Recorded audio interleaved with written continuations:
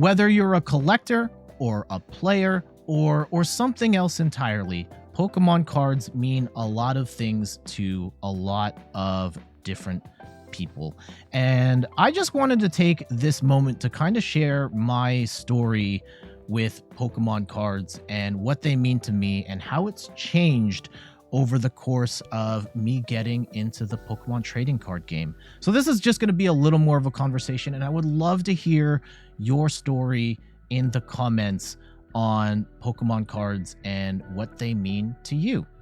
I'm Jet from inthirdperson.com. Make sure to like the video, subscribe to the channel, and let's talk about Pokemon cards.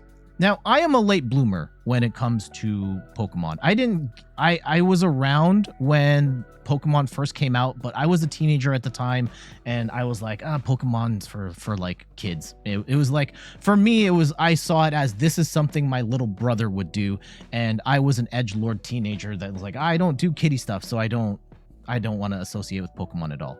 It wasn't until adulthood where I got a copy of Pokemon X to try it out, and I liked the game, and then I got completely obsessed with Pokemon Go, where I became a fan of just the Pokemon franchise.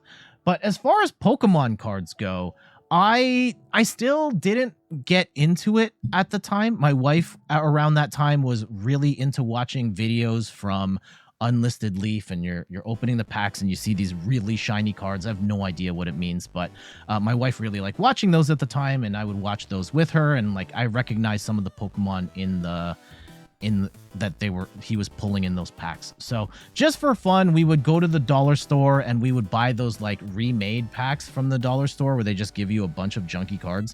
Like I've got a bunch of like old cards from back in the day from those dollar store packs. They're not really worth anything, but it was fun to go through, and like maybe we thought we would pull something cool, and in the dollar store packs we didn't really. And like for me at the time, it was just like, here are pictures of Pokemon that I might like, and that's kind of the value that I put on these cards.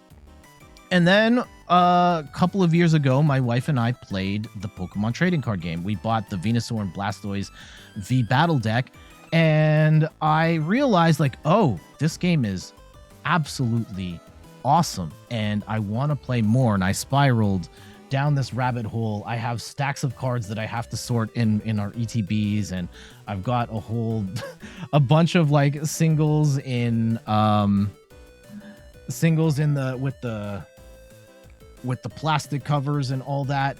And I still like collecting the cards. I still enjoy them, but it kind of means a different thing to me now that I play the Pokemon trading card game. Yes, like I still have that value of like, Snorlax is my favorite Pokemon, as you can see here. And now I recently bought a Snorlax VMAX, and I just like having this card because Snorlax is my favorite Pokemon.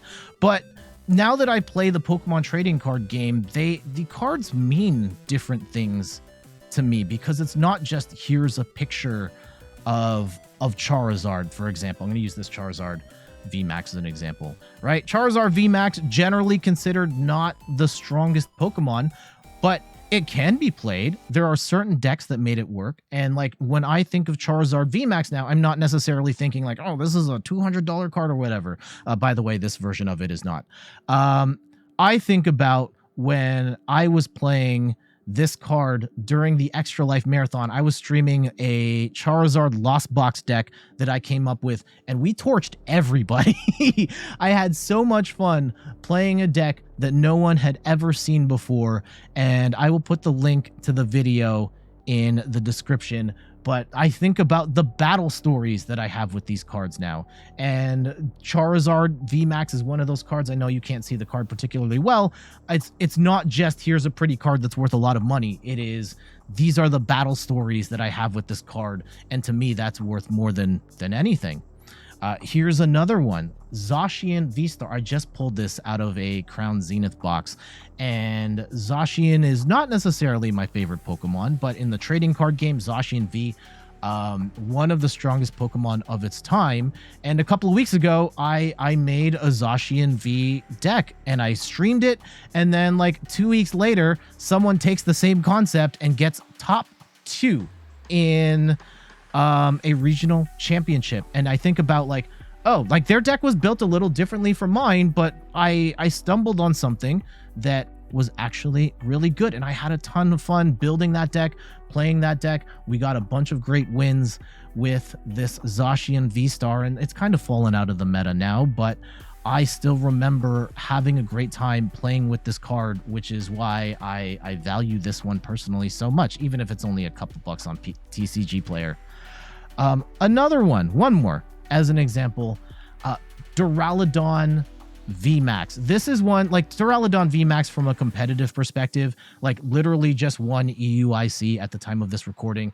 But like when this card first came out in Evolving Skies, no one was playing it.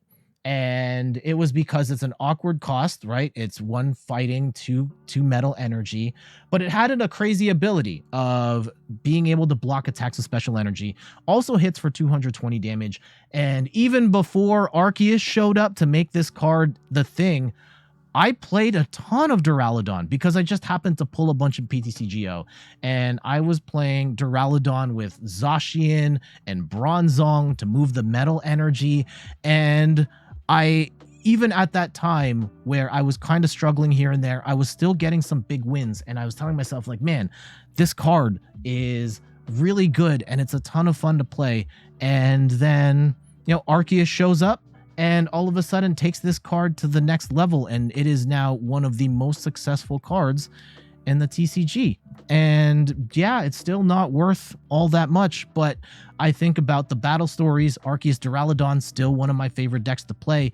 And then I think I value most of the time when I was trying to make this card work before Arceus showed up, and I was playing like crazy things like the Zacian and the Bronzong and metal saucers to attach to the Zacian to then move the energy over to the Duraludon. And that is the stuff that makes me like love these cards. And that's kind of why I'm in it. And I don't necessarily need to buy the cards. I play almost entirely on digitally, but I still buy the cards where I can because I absolutely love you know, I love having the cards. I like playing with I don't play much IRL, but if there's an opportunity for me to, I have a couple of decks pretty much ready to go.